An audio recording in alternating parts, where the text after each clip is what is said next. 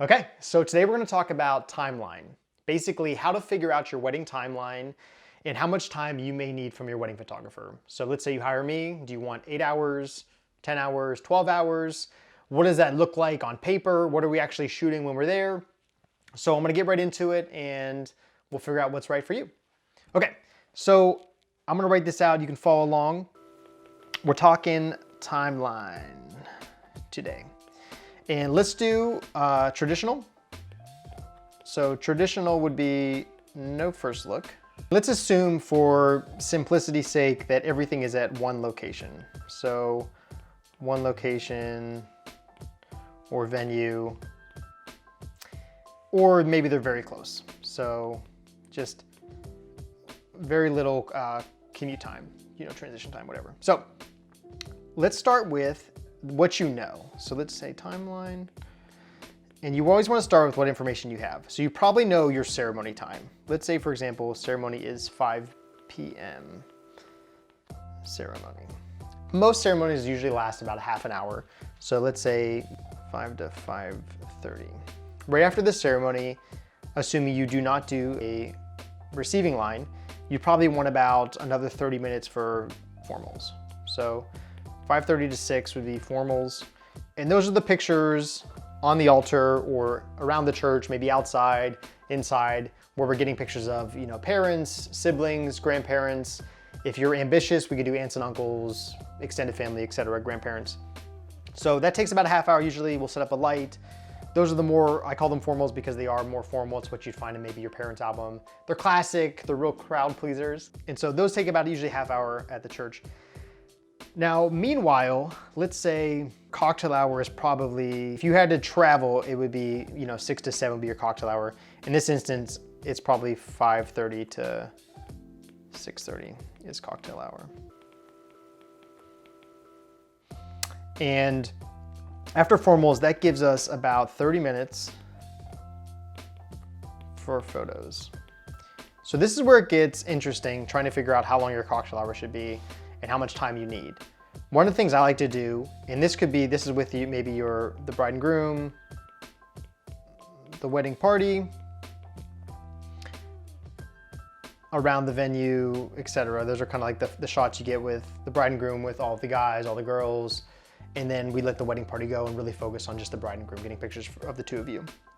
You may have about 30 minutes for those around your venue, and then 6:30 is probably when people line up, they get, settled, seated, and then maybe 6:45 would be your intros.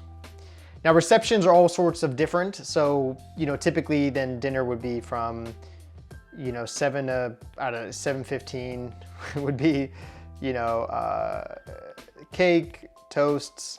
I've seen toasts go as long as 30 minutes per person, which you do not want to do, 30 minutes per person. But, as far as your reception, you're getting into that. And then dinner is maybe from 7:15 to, let's say, about an hour, 8:15 p.m. dinner. Usually about an hour for dinner. Now this time, usually as photographers, we eat pretty quick, and then we're back to getting more detailed shots, scouting out locations or options for sunset photos, or if you're in the city, maybe city photos, so something downtown where we're getting like city lights. They're more romantic, kind of those nighttime evening photos. And you can see examples of those on our website. Then around 8:15 are parent dances, 8:15 like 8:30. So any other kind of formal stuff. So those would be parent dances. And then from there, you're getting into basically party. You may have a couple other exceptions, like maybe you have, anniversary dance, garter bouquet, special group photos with friends, things like that. Then from around 8:30 to 10 is party time. And that would be, pictures of the dancing, random guest photos. So we'll kind of float around to get pictures of the older folks who don't want to get up and dance, or even the younger folks who don't want to get up and dance. We go get photos of people around the bar, the dance floor, just kind of really want to capture the whole essence of the evening. And that's everything from candids to just getting right up in there on the dance floor and catching kind of those really fun candid photos. So now here's where it comes into, how much coverage you want. Sometimes maybe an hour of open dancing is enough. Sometimes the best photos happen later in the evening. So right before last call, If you're doing a sparkler exit or some sort of, formal exit, those are really fun. So you kind of get those. And then oftentimes last dance, whoever's left will circle around, and I've seen brides and grooms do some really fun stuff. And so some of those are my favorite photos as well towards the end of the night. So you may want an extra hour, maybe take it to 11 p.m. Or if you do a sparkler exit, that may take you to, 10:30 by the time people are lined up and outside. So those are like your formal exits. So formal exits. So you're already at 5 or 6 hours of coverage there, just to get you from the ceremony to the end of the reception. One of the things too, I forgot to mention, is at some point in here, I like to take my couples outside, maybe after dinner, and this is totally up to them. Sometimes my couples are having too much fun, they're photoed out. Sometimes if we do a first look, they may be more photoed out. At this point, we've really only had 30 minutes of photos with just the bride and groom. So I like to take them away for maybe another 15 minutes, get photos around the venue, photos outside. If it's sunset, depending on the time of year, we can get some really great photos there. And maybe that's 15 minutes after the bride and groom are done eating, some point in there, and then we'll sneak away for 15, 20 min of bride and groom photos. Please excuse my handwriting. So that's somewhere throughout the evening, depending on sunset times, venue, you guys. I've seen brides have a wardrobe change. I've seen grooms do a wardrobe change where you change into the white jacket.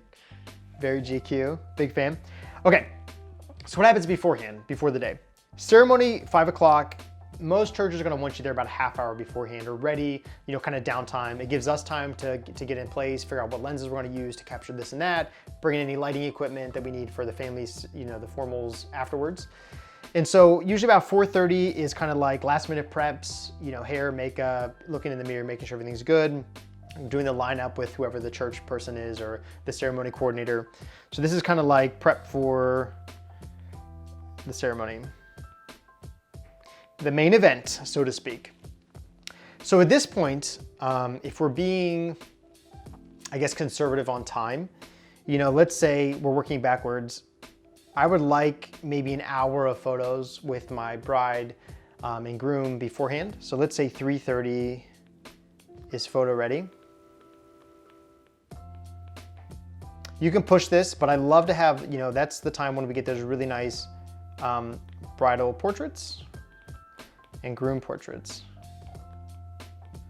And this would also be when you could get photos of, let's say the bride with each one of her bridesmaids, the groom with each one of his groomsmen, all of the bridesmaids, all of the groomsmen. You can also do like a little, not the first look, but where you go around a corner and hold hands. That's always really nice. Time to exchange cards, gifts. So this is the kind of stuff too, where you want to be photo ready. We can get stuff with parents, whoever's there, the other VIPs. And so then maybe 3 o'clock is start dress. So that's when you start thinking about getting into your dress for brides or for grooms. Maybe they're ready beforehand. And then 2 o'clock would be probably when, as a photog, start. So I like about an hour, give or take, of, well, an hour at least, of kind of time in the morning to get details. That's, finishing touches, that's photos, more casual photos, like the energy. I calling it like the energy before the wedding. So that's when all of the bridesmaids, the parents, whoever's there is in the room. I'm just thinking of like a hotel room. And there's all the energy of like getting ready for the day. You have the dress photos, the jewelry photos, the invitation, shoes, any sort of thing that you put thought into that you want as part of your wedding. This is when we like to get that. Even for grooms, like maybe they have a special bottle of whiskey or socks or watch or whatever. This is kind of that time when we want to capture those details, like the calm before the storm. And this is when we'd also get finishing touches of hair and makeup. So even if you're done with hair and makeup by the time we get there, it's still nice because we can put you in beautiful lighting. We can just, fake it. And that ends up being a lot prettier than actually having the makeup artist kind of upset because they have to get through everything else. And then we're trying to move them and impose them. And so that's really nice. It's also an option to have us a little earlier too, just so we have more time to get those details and we don't miss anything. So especially if you have a big wedding party, there's a lot of people, maybe it's in your family home or it's something special and there's just a lot more going on. You could do a 1 p.m. start, which just gives us a little bit more time beforehand. You could be in your dress a little earlier. We could go out and do more photos beforehand. So that's kind of an option for a timeline with no first look. So this one here could go from, this is around 8 hours with one location. And then it goes from 8 hours to 10 hours, depending if you want to start earlier or stay a little later. The next thing I want to talk about is a timeline with a first look. Now again, everything here is one venue. So you may, if you're traveling, you want to budget time for that. So that 8-hour timeline could go quickly to a 9-hour timeline or even a 10-hour timeline, just, with a half hour to get from the hotel to the ceremony, maybe another half hour to get from the ceremony to the reception. So just keeping those things in mind. And again, I'm always more than happy to talk through timeline even before you think you need it. So that way, when it comes down to like making plans, arrangements with other people, you have enough time to get the photos that you want. So if you're looking at this one here, beforehand as well, we have photo time up front, photo time right after the ceremony, family time here, and then also we have time after dinner. So there's really kind of 1, 2, 3, 4 different, photo, sessions. So we have the pre-wedding stuff, the family stuff, the private stuff with the bride and groom, wedding party, and then, maybe post-dinner. So this is what it would look like if you did a first look. Let's assume again, same start time, 5 p.m. ceremony. Now these are my favorites just because it's more time for photos. But I always tell people, if you have it in your mind that you don't want a first look, we can make it work. Like you saw earlier, we can make it work. I never want to push someone to do something that they're uncomfortable with, or they feel like they were persuaded into it and it's not really what they want. So, be honest with your opinion on this. And if you need more opinions on first look versus not doing a first look, I'm more than happy to give you my opinion there. So let's say this, 5 o'clock ceremony, same thing. We're gonna do 4:30 p.m. is kind of wrap photos or, prep for the ceremony. And then let's say we're doing the first look maybe at 3 o'clock. First look. Or even 3:30. Let's say we want it to be 3 o'clock, but it really ends up being 3:30.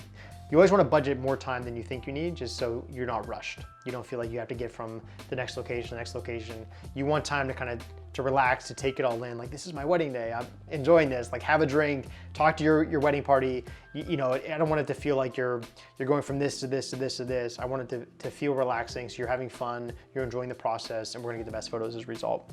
So let's say 3 o'clock first look. That's with your bride and groom.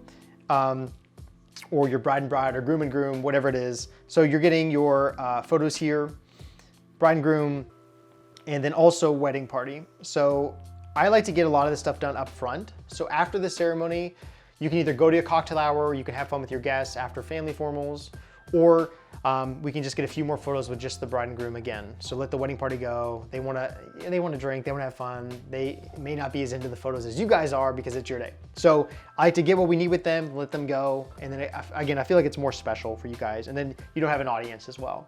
So I feel like with big wedding parties, it's great. It's fun. We get these awesome epic photos. But when it comes time with just photos of the two of you, sometimes you don't want a 10-person audience to your pictures. Sometimes you do, sometimes you don't. So again, it's personal. Let's say 3 o'clock, 3:30, we're doing first look. We're going around, we're getting everything we need. Pictures with the bride, bridesmaids, groomsmen, photos of just the bride and groom, photos of the wedding party. If there's time, we can do family stuff. Sometimes I like to wait just to do that after the ceremony, it just makes it easier. So that's that, and then maybe 2:30 is dress. So photo ready. So you still have some time for some individual portraits, and then maybe we start around 1:30, 1 p.m. Photogs start. And that gives us time to get, again, those detailed shots, what we need, etc. So ceremony, let's say again, 5 to 5:30 is ceremony, then be 5:30 to 6 would be formals. It may not take that long, but just in case it does, we have it. After that, cocktail hour is from either 5:45 to 6:45 cocktail. Again, we could take pictures with the bride and groom during that. You could visit with your friends. We could take pictures for 5 minutes, and you could go have a drink and mingle. What's nice about this now is we've gotten everything we need, and you can mingle, you can have cookies, you can grab a drink, you can visit people. So that way throughout the night, you don't feel like you have to visit every table because you spent time with your guests, which is important. So cocktail hour, and then we're getting into the same, honestly, the flow is the same as above. So if you've skipped ahead, you can go back and watch what the reception flow is like. I actually do that at the beginning. But it's basically the same thing. We can still steal you away for photos, you know, sunset photos with you guys after dinner here. And then party time, formal exit, etc. So that's really what it comes down to. Now, if you look at this timeline here, you're probably doing from a 1 o'clock to, let's say it's still at 10 p.m. End time. So that's what? That's 9 hours, or you could go to 11 o'clock, which would be 10 hours. And again, if there's travel, you got to take that into account. So 9 or 10 hours, 9 hour, 10 hour. And I've done weddings that are 12 hours and they're a blast because you get literally everything. So you're there a little earlier, you get more time with details, you're not as rushed.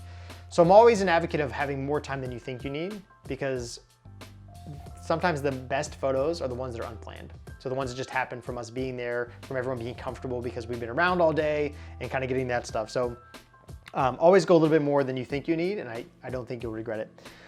So that's a timeline. That's kind of what we do when we do what we do. And if you have any questions, feel free to drop a note in the comments. Let us know how much time you went with. Did you do a first look, or did you not do a first look? And what is your opinion on it? Thank you so much for tuning in, and have a great day.